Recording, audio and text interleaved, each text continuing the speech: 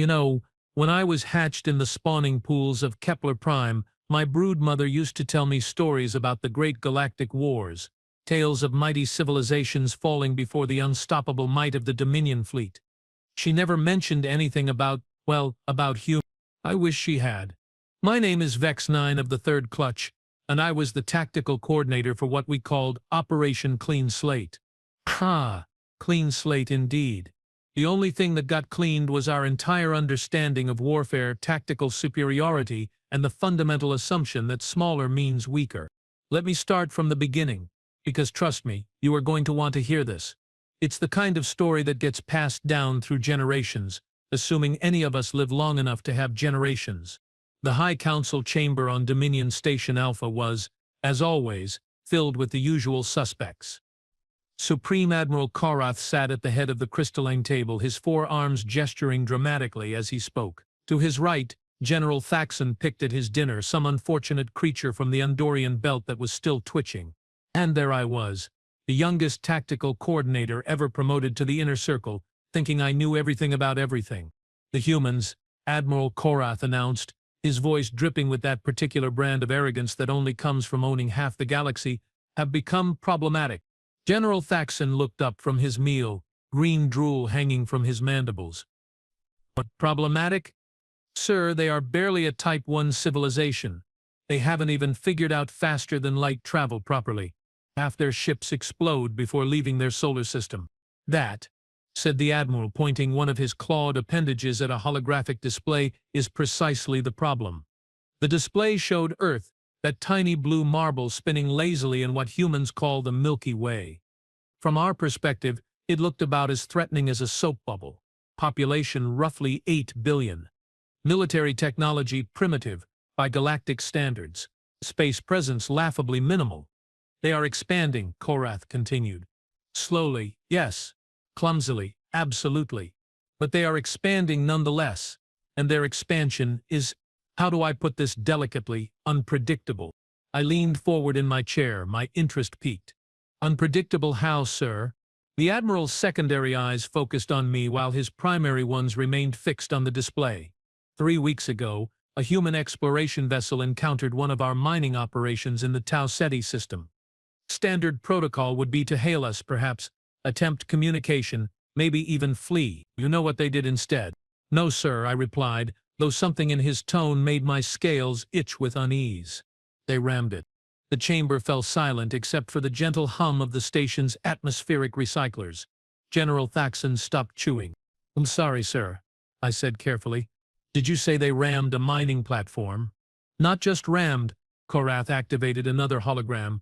They loaded their cargo bay with volatile compounds, painted Arember, the Alamo, on the side of their ship in letters 3 meters tall, and then accelerated to maximum velocity while broadcasting what can only be described as music. Music? General Thaxon's voice was muffled by his dinner. War songs.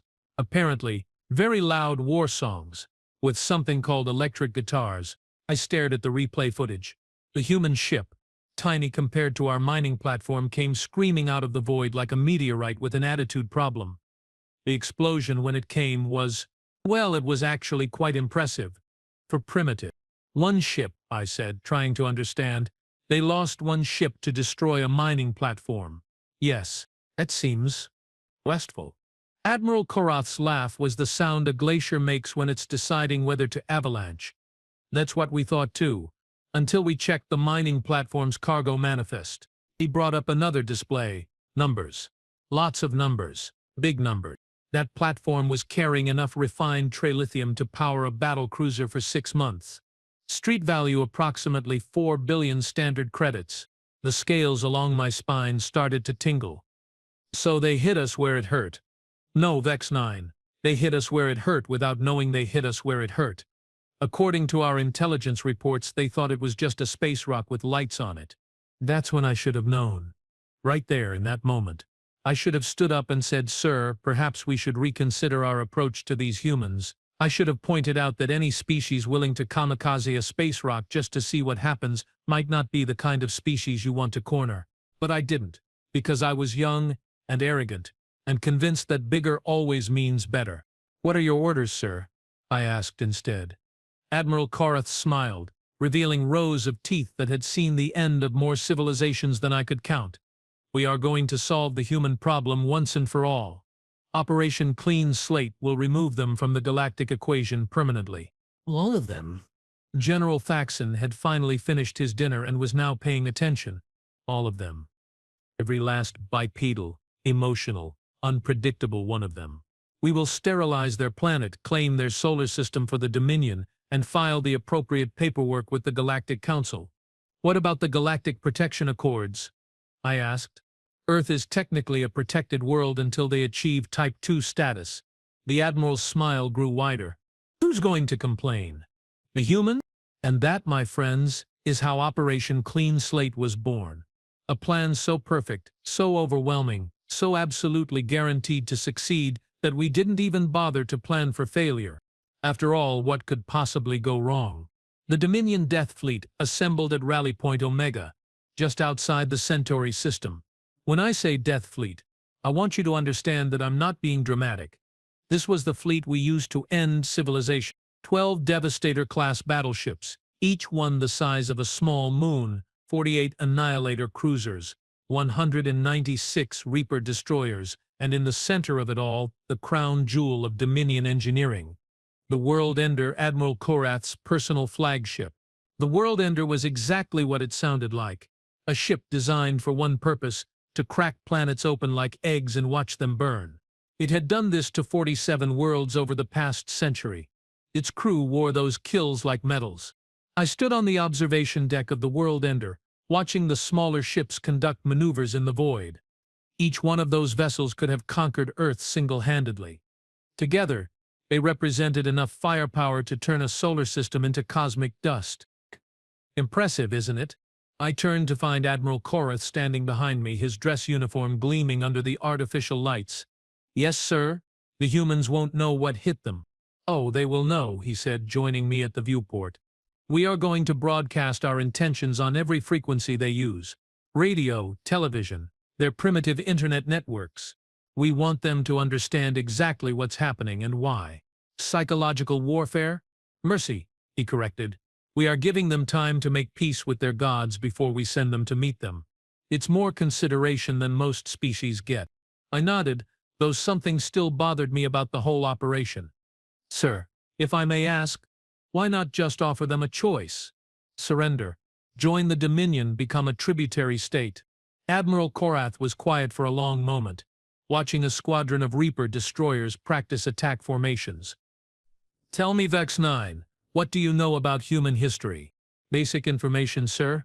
They evolved from predatory mammals, developed agriculture approximately 10,000 years ago, achieved industrialization within the last few centuries, standard progression for a carbon-based species. Did you know they have never stopped fighting? Sir, never. Not once in their recorded history has the entire species been at peace. They fight over resources, territory, ideology, religion, skin color, and sometimes just because it's Tuesday. They have invented thousands of different ways to kill each other, and they keep inventing new ones. He activated a holographic display showing various scenes from human history. Armies clashing with swords and shields, cities burning under bombardment, ships sinking in vast ocean battles. Look at this, he pointed to one image. This is from something they call World War II. They managed to kill 60 million of their own species in 6 years using technology barely advanced enough to achieve powered flight. 60 million. Vex 9. That's more than the entire population of most civilized worlds. The images continued to cycle. Nuclear explosions. Vast craters where cities used to be. Soldiers advancing through conditions that would kill most species just from the environmental exposure. But here's the thing that really caught our attention. Korath continued. After they invented weapons capable of destroying their entire planet, did they stop fighting? Did they realize they'd gone too far and establish lasting peace? I'm guessing no, sir. They built more weapons. Bigger ones, better ones. They pointed them at each other for decades in something they called a Cold War, where the only thing preventing total annihilation was the mutual understanding that everyone would die. The display shifted to show more recent images. Humans in space suits working on orbital platforms, sleek spacecraft with unfamiliar designs, military installations on their moon. And now they are expanding into space, I observed. With that same mentality, Korath confirmed. They don't explore Vex-9, they conquer. They don't seek peaceful contact with other species. They expect conflict and prepare for war. I felt a chill run down my spine. You think they are a threat to the Dominion? I think they are a threat to everyone, including themselves. He turned away from the display. We have seen this before. Species that can't find peace among their own kind certainly won't find it with others. If we let them develop interstellar capability, they will become the galaxy's problem. So we stop them now. We stop them permanently. Looking back, I realized that Admiral Korath was both absolutely right and catastrophically wrong about humans. Yes, they were violent. Yes, they were unpredictable. Yes, they would probably cause problems for everyone eventually. But he made one crucial miscalculation. He assumed that being violent and unpredictable made them weak. The fleet moved into Earth's solar system like a force of nature. We didn't bother with stealth. What was the point? Our ships were so far beyond human technology that hiding would have been like an adult hiding from a toddler. Instead, we announced our presence with all the subtlety of a supernova. This is Admiral Korath of the Galactic Dominion. The message was broadcast simultaneously across every electromagnetic frequency Earth used for communication. By order of the High Council, the species known as humans has been designated for immediate termination. You have 72 hours to make peace with whatever deities you worship. Use this time wisely. Your planet will be sterilized beginning at 0800 hours, Galactic Standard Time, on the third day following this transmission. I was on the bridge when we sent that message, watching the tactical displays show Earth's orbital infrastructure. A few dozen satellites, a small lunar base, and 3 ships that barely qualified as interplanetary vessels. It was almost sad. Sir, Communications Officer Rend reported, we are receiving responses from Earth. Put them through, Korath ordered. The first response was what you'd expect. Screaming, panic, demands to know who we were and what we wanted. Standard fare from a species facing extinction. The second response was more interesting. This is President Martinez of the United Earth Federation. A human voice said calmly, we acknowledge your message and wish to open diplomatic negotiations. Admiral Korath laughed. Diplomatic negotiations? Tell them diplomacy is no longer an option. Sir, I interjected, perhaps we should at least listen to what they have to offer. What could they possibly offer us?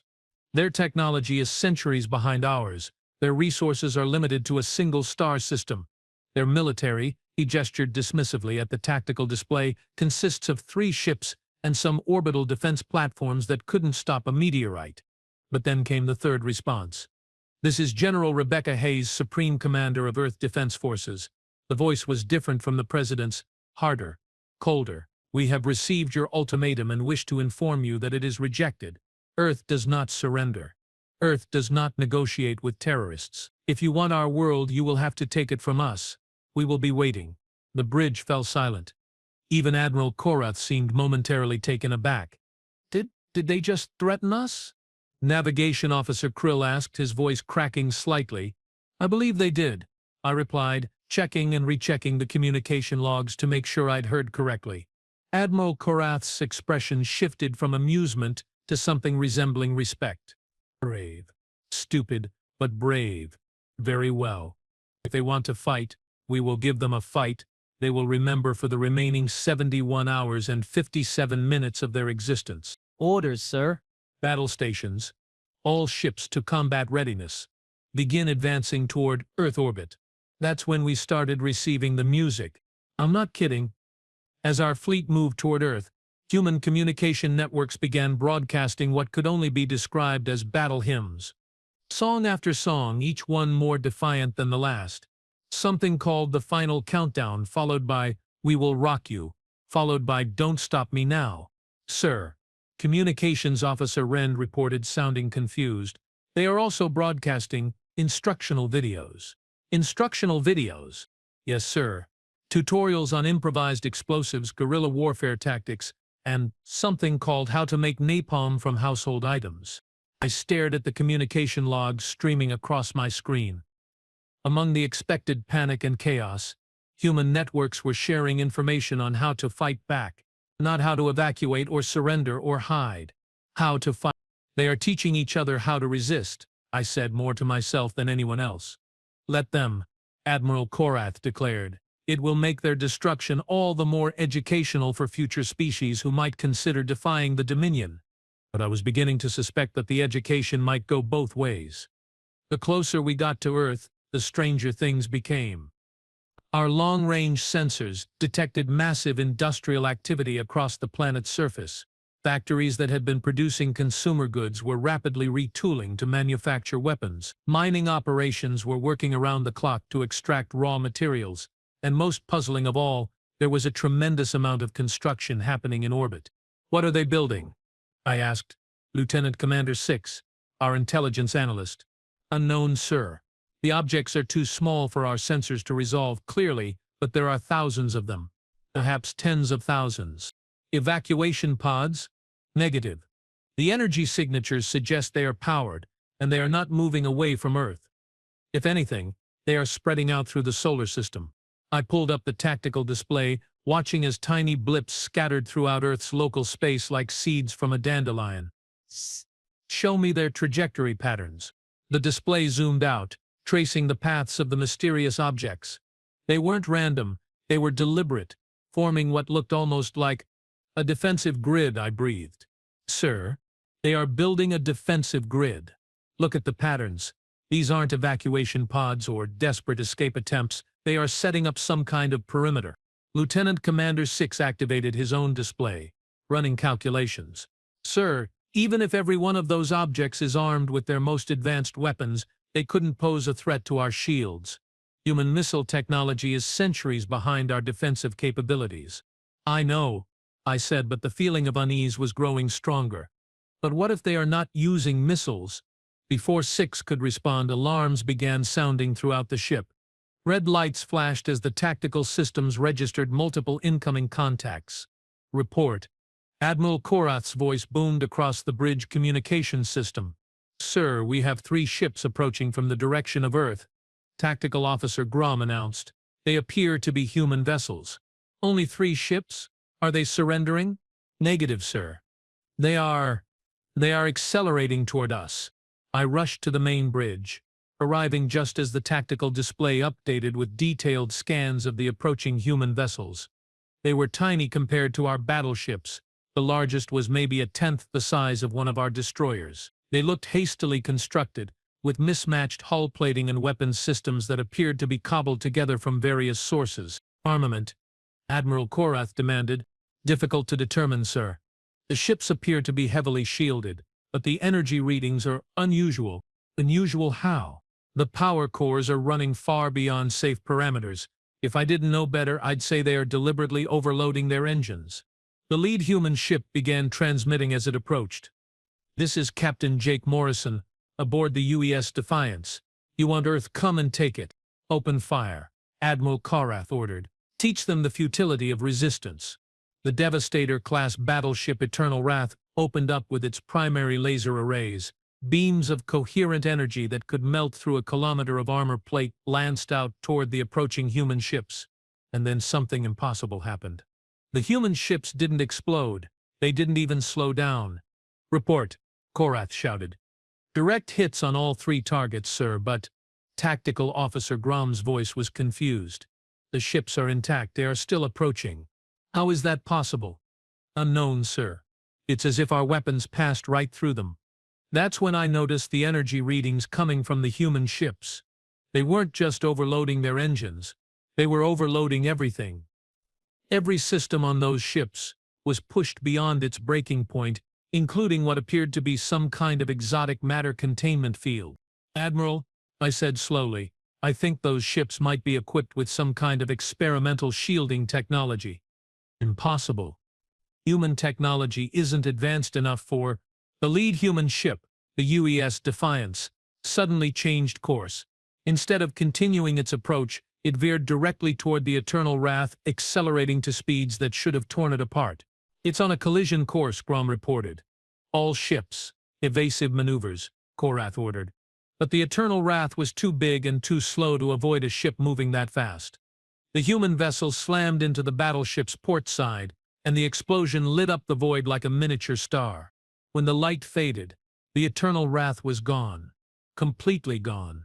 Not destroyed or damaged, simply erased from existence, along with its crew of 12,000. The remaining 2 human ships turned toward our fleet, still accelerating. What in the name of the first spawning was that? Admiral Korath's voice was no longer confident. For the first time since I'd known him, he sounded uncertain. Sir, I said, my own voice barely steady, I think the humans just turned their ships into antimatter bombs.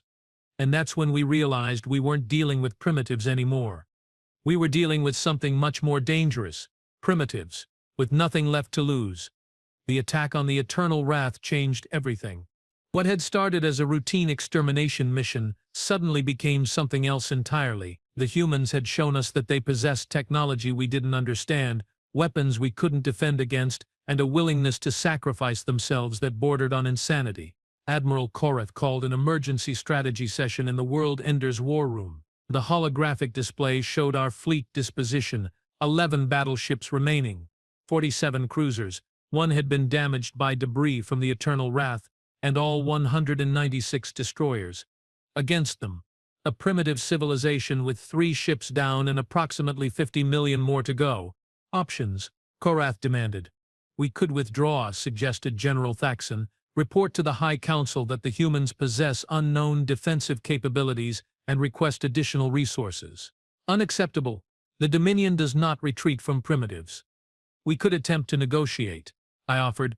Perhaps we misunderstood their intentions. That attack could have been a desperate last-ditch effort rather than a demonstration of capability. Admiral Korath's laugh was harsh. Oh, it was a demonstration. All right. They demonstrated that they are willing to die to hurt us. That's not the kind of enemy you negotiate with. Then what do you suggest, sir? We proceed as planned. One lucky shot doesn't change the fundamental tactical situation. They have limited resources and no way to replace their losses. We have the most powerful fleet in this galaxy. But even as he spoke, our sensors were detecting more activity around Earth. The construction projects had accelerated, and now we could see what they were building, massive orbital platforms, each one bristling with weapons that shouldn't have existed. Sir, Intelligence Analyst 6 reported, we are detecting significant military buildup in Earth orbit. It appears they have constructed approximately 200 defensive platforms in the past 72 hours. 200 platforms in 3 days? I couldn't hide my amazement. How is that possible? Unknown, sir.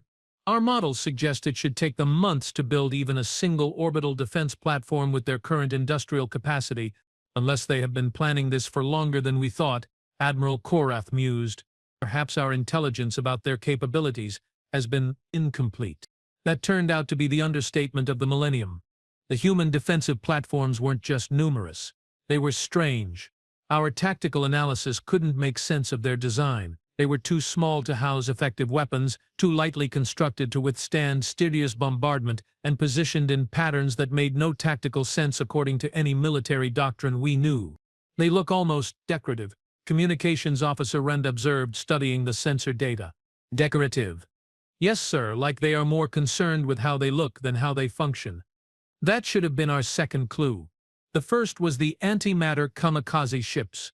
The second was building defense platforms that looked good instead of being functional. Humans, we were beginning to realize, don't do anything the way you'd expect them to. As we approached Earth's outer defensive perimeter, the humans sent us another message. This one was different from the earlier transmissions. Instead of a military leader or political figure, the speaker appeared to be some kind of engineer or scientist. This is Dr. Elena Vasquez, Director of Earth Defense Research. The message began. We know you can hear this, so listen carefully. You made a mistake coming here. You made an even bigger mistake threatening our world. But your biggest mistake was giving us 3 days to prepare. The transmission cut to what appeared to be a live feed from Earth's surface.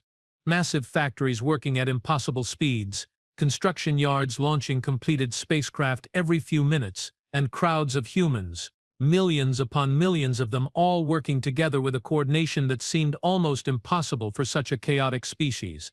You see, Dr. Vasquez continued, you were right about one thing.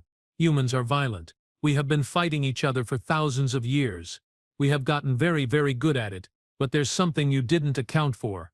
The feed switched to show orbital construction sites where those mysterious platforms were being assembled. But now we could see the details, and what we saw made no sense. The platforms weren't weapons at all. They were factory, automated manufacturing systems designed to build other things in space. When you threaten all of humanity, Dr. Vasquez said, we stop fighting each other and start fighting you, and when humans work together toward a common goal, we can accomplish things that shouldn't be possible. The transmission ended, leaving us staring at readings that defied explanation. Earth's orbital infrastructure had expanded by orders of magnitude in just 3 days. What had been a few dozen satellites and a small lunar base was now a vast network of platforms, ships, and installations that rivaled some of our own major fleet bases. How many ships do they have now? Admiral Korath asked quietly. Unknown, sir. Our sensors are detecting thousands of contacts, but many of them don't match any known human designs. It's as if they have developed entirely new technologies in the past 72 hours. That's impossible. Yes, sir, it should be. But the readings didn't lie. Somehow, in the span of 3 days, the humans had transformed from a primitive spacefaring civilization into something that registered as a genuine threat on our tactical systems. Sir, Tactical Officer Grom reported, we are receiving a new transmission from Earth. Put it through. This time the speaker was General Rebecca Hayes, the same human who had rejected our original ultimatum, but her tone was different now, less defiant, more confident. Admiral Korath, she said, and somehow knowing she was addressing him specifically sent chills down my spine. We know who you are. We know your ship's name. We know your fleet composition and your tactical doctrine. We have been monitoring your communications for the past week. That was impossible. Our communications were encrypted with quantum-level security protocols that even other Dominion species couldn't break. You want to know what we have been building up here? General Hayes continued.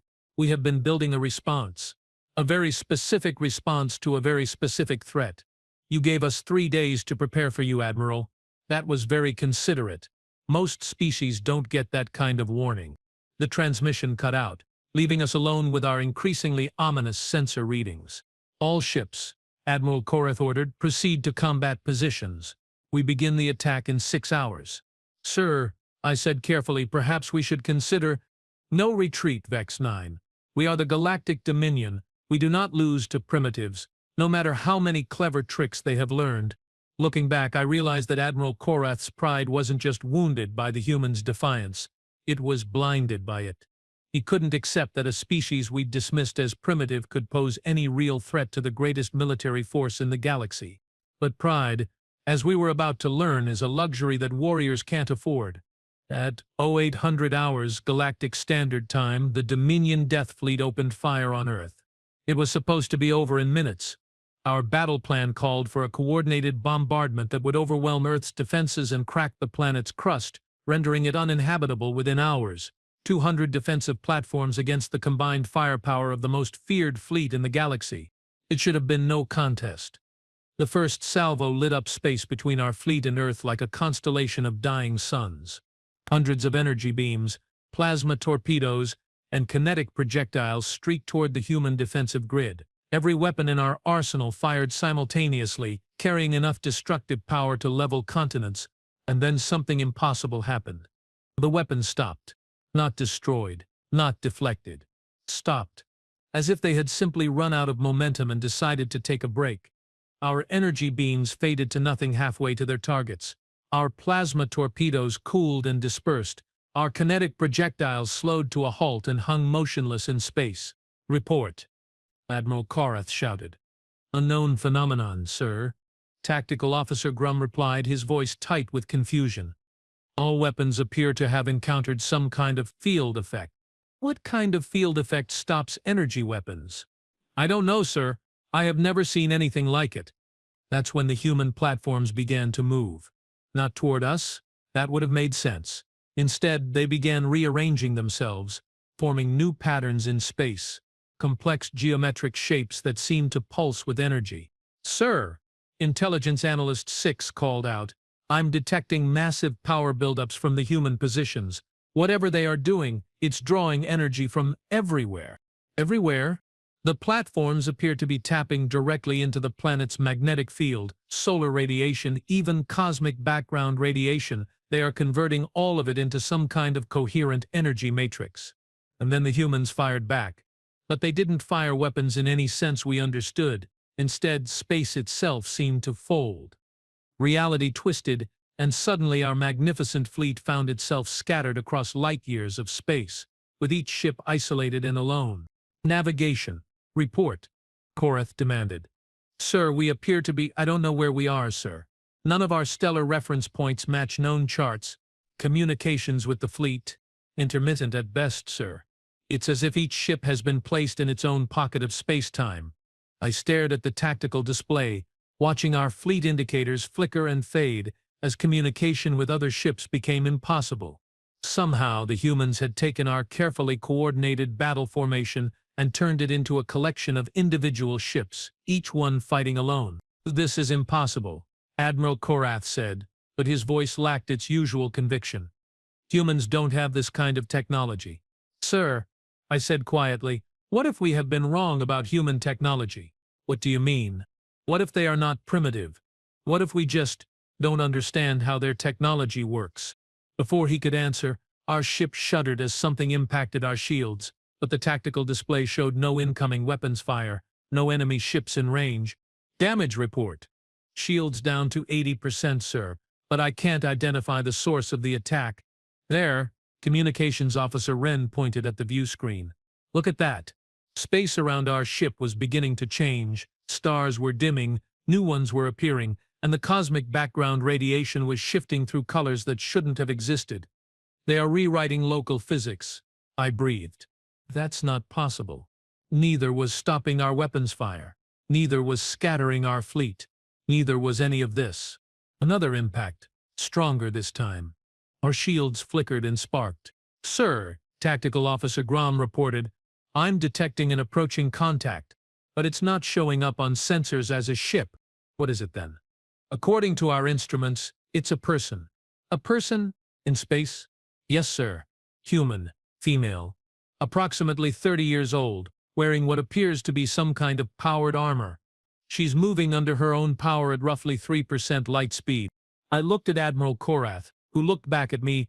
We were both thinking the same thing. This was insane.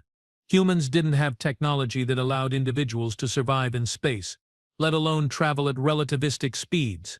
Open a communication channel, Korath ordered. This is Major Sarah Kim of the Earth Defense Corps, came the crisp reply. I'm here to accept your surrender. Our surrender? Admiral Korath's voice cracked with indignation. You are one person against a battleship. Admiral, you are not in normal space anymore. You are in what we call a reality bubble. Local physics work according to our rules now. Your weapons can't hurt me. Your shields can't stop me, and your ship can't escape until I decide to let it. Prove it. I don't think Admiral Korath meant that as a challenge, but the human took it as one. Major Kim accelerated toward our ship, passed through our shields as if they weren't there, and landed on the outer hull with enough force to make the entire vessel ring like a bell. How is she doing that? I asked. But nobody answered, because nobody knew. Admiral, Major Kim's voice came through our communication system. I'm going to give you one chance to surrender. Order your fleet to stand down, return to wherever you came from, and never threaten Earth again. And if I refuse, then I take your ship apart piece by piece, starting with the engines and working my way forward until you change your mind. Admiral Korath was quiet for a long moment. When he spoke again, his voice was different. Smaller. How many more like you are there? Right now, about 40 million. We figured one person per ship would be sufficient. 40 million. The humans had somehow created 40 million individuals capable of operating in space and traveling at near light speed. In 3 days? That's impossible. Admiral Korath whispered. Admiral, Major Kim said, and for the first time her voice carried a note of sympathy. You keep using that word. I don't think it means what you think it means. And that's when I finally understood what we were really dealing with. The humans hadn't developed advanced technology to fight us. They had developed impossible technology. You know what the worst part about being catastrophically wrong is?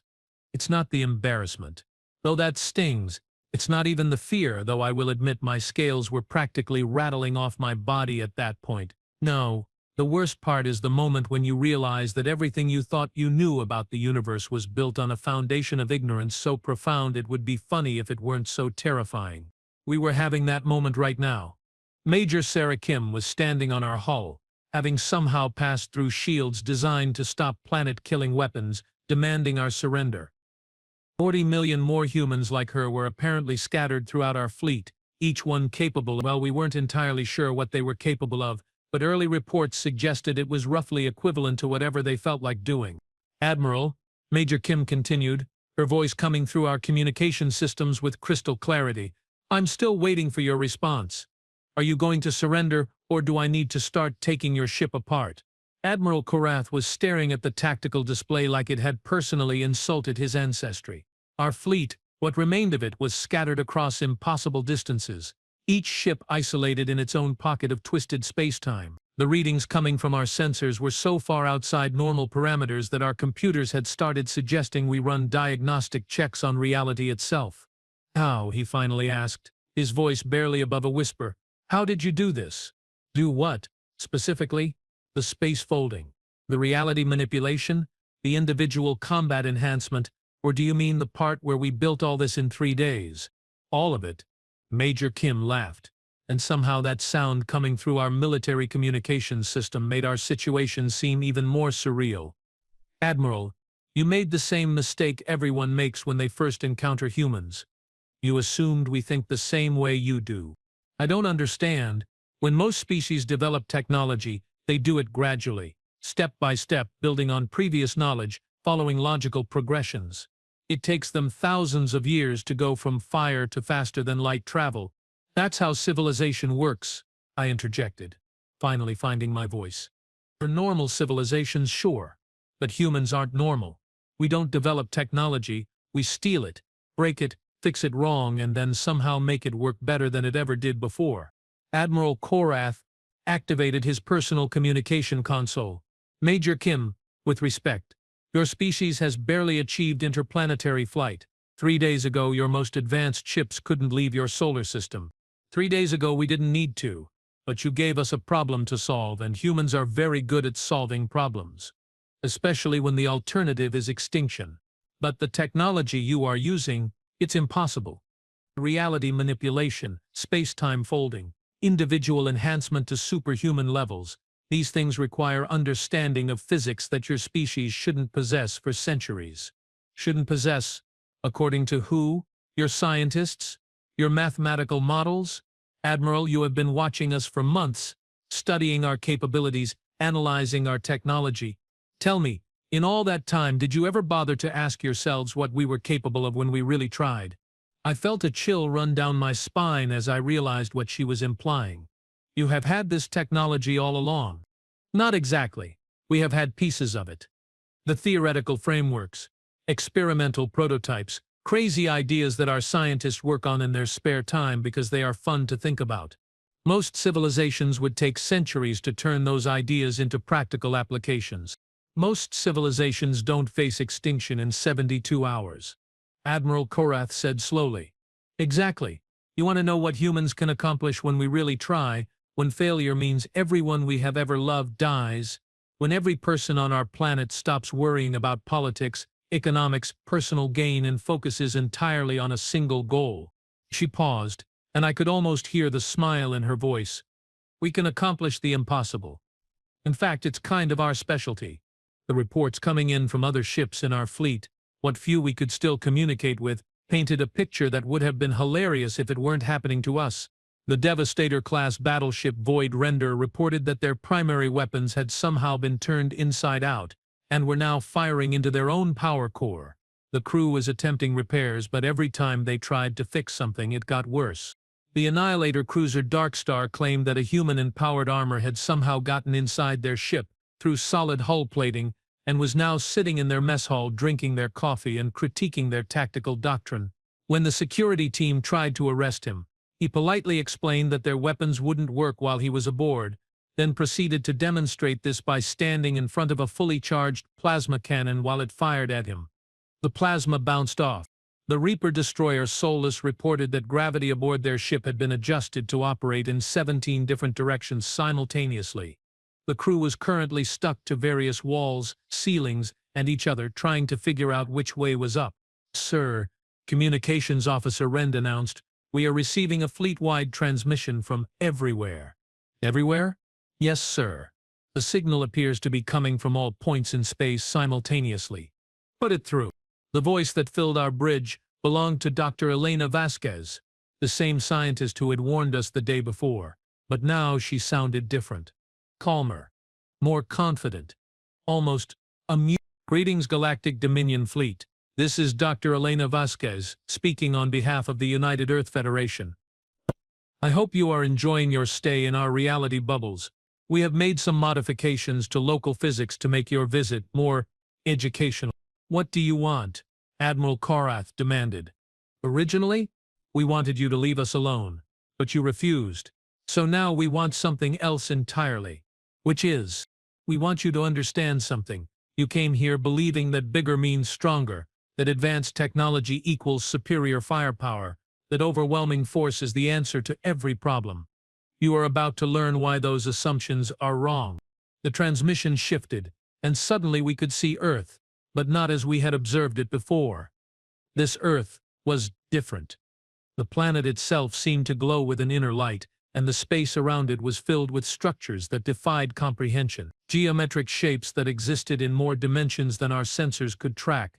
Platforms that seemed to be built from crystallized mathematics. Ships that moved through space by convincing the universe they were already at their destination. "What you are seeing," Dr. Vasquez continued, "is what Earth looks like when 8 billion humans decide to work together on a project. When every brilliant mind on our planet focuses on a single goal, when we stop arguing about resources and start sharing knowledge."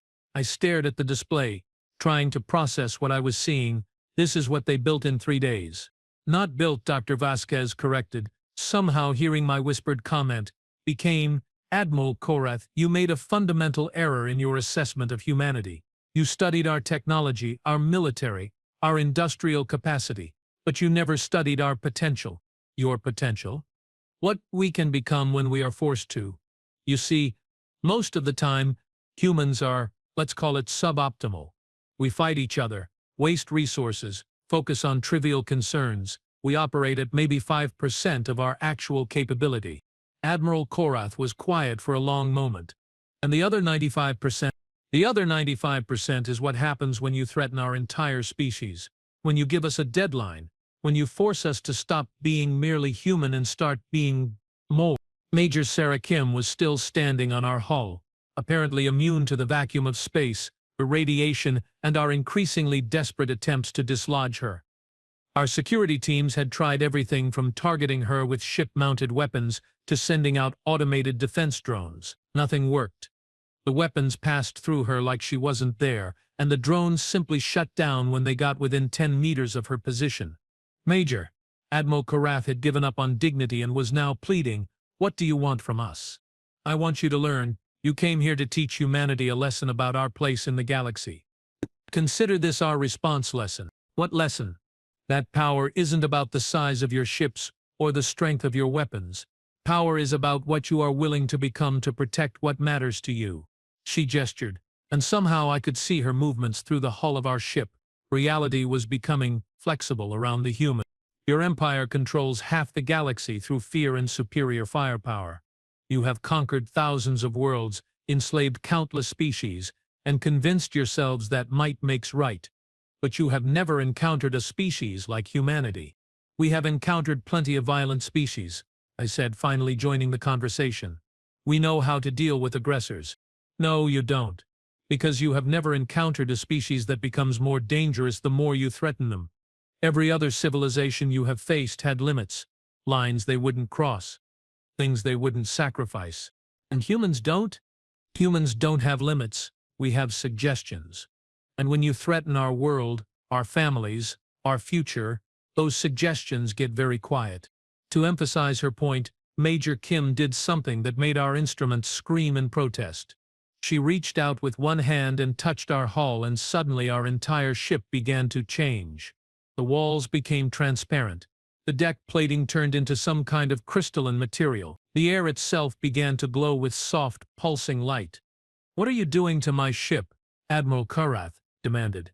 "I'm making it better. Your technology is crude, inefficient, and boring. Human technology is more creative. Stop this." "Why?" "Your ship is now faster, stronger, and more efficient than it was 5 minutes ago.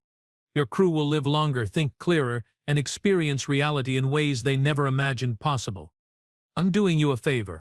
We didn't ask for favors, and we didn't ask to be exterminated. Yet here we are."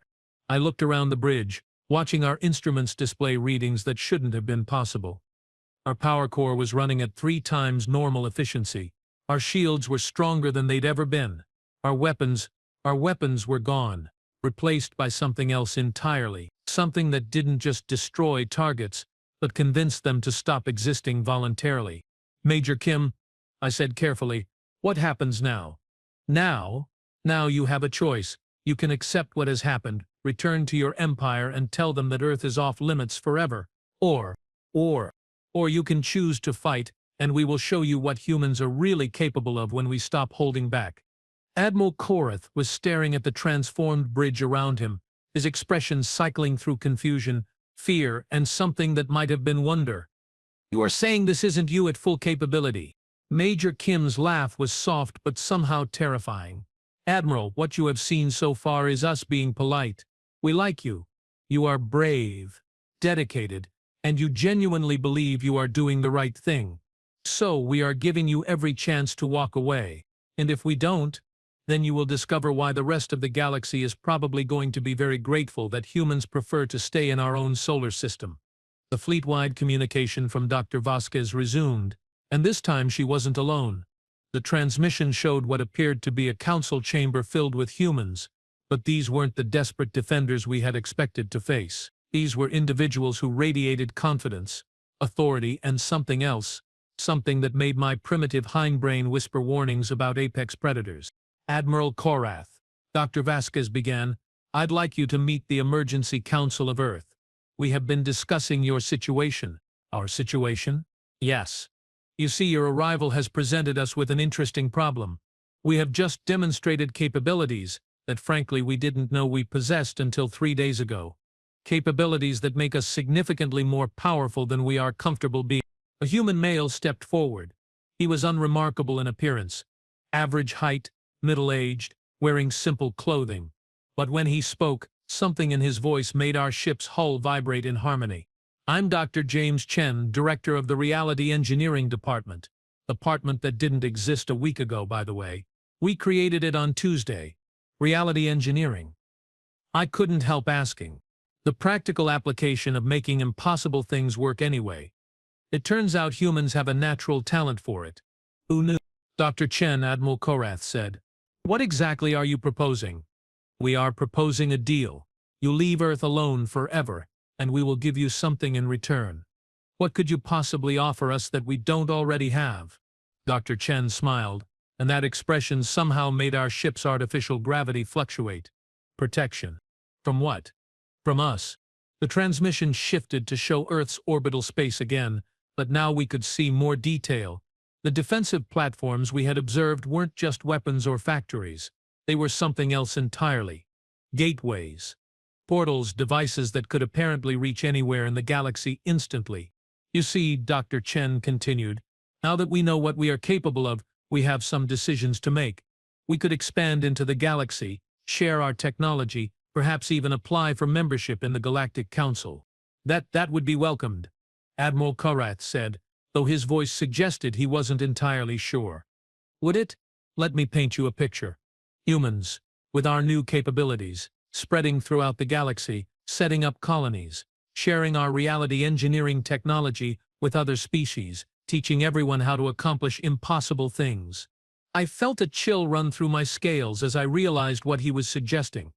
Within a decade, every species in the galaxy would have access to technology that makes your Dominion fleet look like toys. The balance of power wouldn't just shift, it would evaporate completely. Wars wouldn't be fought with ships and weapons anymore. They'd be fought by individuals who could rewrite physics on a whim. "That would be catastrophic," I whispered. "Exactly. So we are making you a deal. We will stay in our solar system. We will keep our reality engineering technology to ourselves.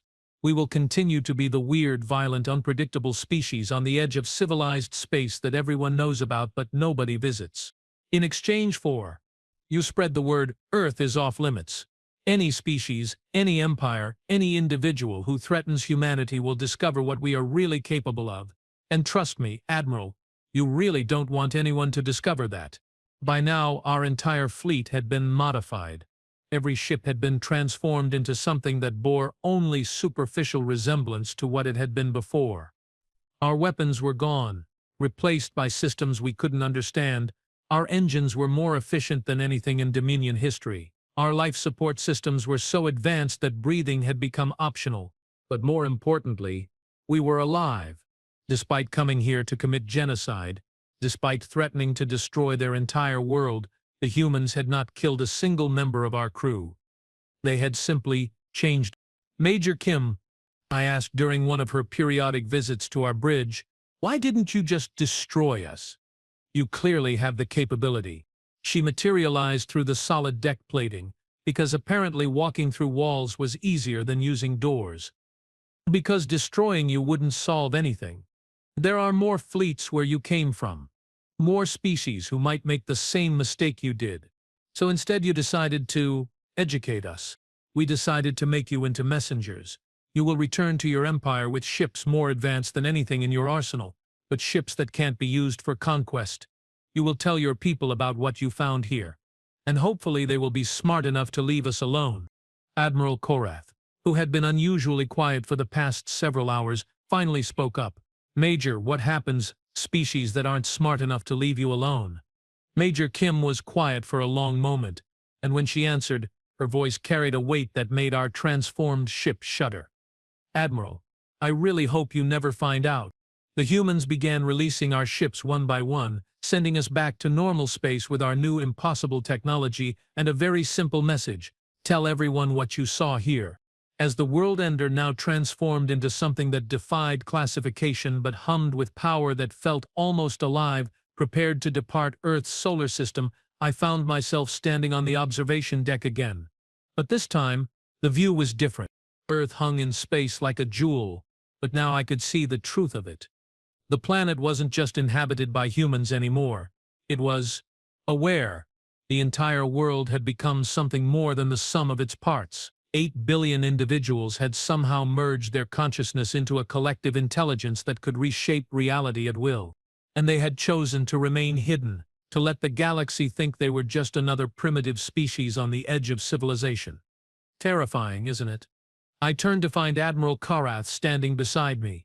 He looked older than he had a day ago, as if the experience had aged him years in hours.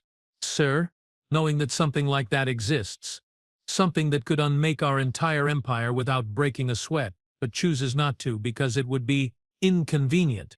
Do you think they will keep their word? Stay in their solar system? Admiral Korath was quiet for a long time, watching Earth slowly shrink behind us. Vex-9, I think we have learned something important about humans. They don't make promises lightly, but more than that, sir, they don't need to conquer the galaxy. They already own it. They are just letting the rest of us pretend we are in charge. My name is Vex-9 of the Third Clutch, former tactical coordinator of Operation Clean Slate, current ambassador for species protection in the Galactic Council. Yes, that's a new position. We created it specifically to make sure nobody else makes the mistake we did. The Dominion still exists, though it's different now. When word spread about what happened to our fleet, several member species decided that maybe conquest wasn't the most sustainable business model. The ships the humans sent us back with have been studied by every scientist in our empire, and the only conclusion they have reached is that we understand perhaps 3% of how they work. 3% of technology that was given to us as a lesson in humility. Earth remains exactly where it was before we arrived, orbiting its yellow star at the edge of civilized space. Officially, it's still classified as a protected world inhabited by a primitive species. Unofficially, it's marked in every star chart in the galaxy with warnings that translate roughly to "Do not disturb under any circumstances." We get reports sometimes. Shipping vessels that pass through human space report seeing impossible things. Cities that float freely in space without artificial gravity. Spacecraft that travel faster than light by taking shortcuts through dimensions that don't technically exist. Individuals who step out of airlocks for casual walks in interstellar space. But the humans keep to themselves, and they keep their promises. No expansion beyond their solar system. No sharing of their reality engineering technology. No interference in galactic politics. Except for one thing. 3 weeks ago, the hegemony of Core decided that the warnings about Earth were exaggerated. They sent a battle fleet to test human defenses, convinced that any species advanced enough to defeat the Dominion would be a worthy challenge. The fleet never reached Earth. According to the only survivor, a junior navigation officer whose ship was selected to carry the message back, the human response was swift and educational. Every ship in the hegemony fleet was transformed into something that looked like a flower. A giant, beautiful, spacefaring flower that couldn't hurt anyone but would forever serve as a reminder of what happens when you threaten humanity. The navigation officer said the human who delivered this transformation apologized for the inconvenience and explained that they were trying to be more creative with their defensive responses. Apparently, turning aggressors into harmless but embarrassing objects was considered more fun than simply making them disappear. So that's where we stand now. Humanity remains in their solar system, content to let the galaxy think they are just another species struggling to achieve interstellar flight. But those of us who know the truth understand that we are living under the protection of beings who could reshape reality itself if they chose to. And the strangest part, I think they genuinely like us. All of us. Every species in the galaxy, even the ones that tried to exterminate them, they have appointed themselves as our secret guardians, protecting us from threats we don't even know exist. Because that's what humans do. When you threaten them, they become unstoppable. But when you are not threatening them, they become the most protective, caring, nurturing species in the galaxy. They just prefer that nobody knows about it. So if you ever hear stories about a primitive species called humans living near a yellow star in the Orion Arm, remember this. They are not primitive. They are not helpless. And they are definitely not harmless. They are just very, very good at pretending to be. And that, my friends, might be the most terrifying thing about them of all. Sometimes late at night in my quarters aboard the diplomatic vessel that now serves as my home, I wonder what would have happened if we had simply left Earth alone. If we had never issued that ultimatum, never assembled the Death Fleet, never forced humanity to reveal what they were truly capable of. Would they have remained hidden forever? Would they have slowly developed interstellar travel over centuries, eventually joining the galactic community as just another species among thousands? Or would they have always been what they are now? Reality shapers hiding behind a mask of primitive technology, waiting for the right moment to reveal themselves. I will never know, but I do know this. The galaxy is safer with humans in it than it would be without them. They have become our protectors, our guardians, our safety net against threats both known and unknown. And they ask for nothing in return except to be left alone.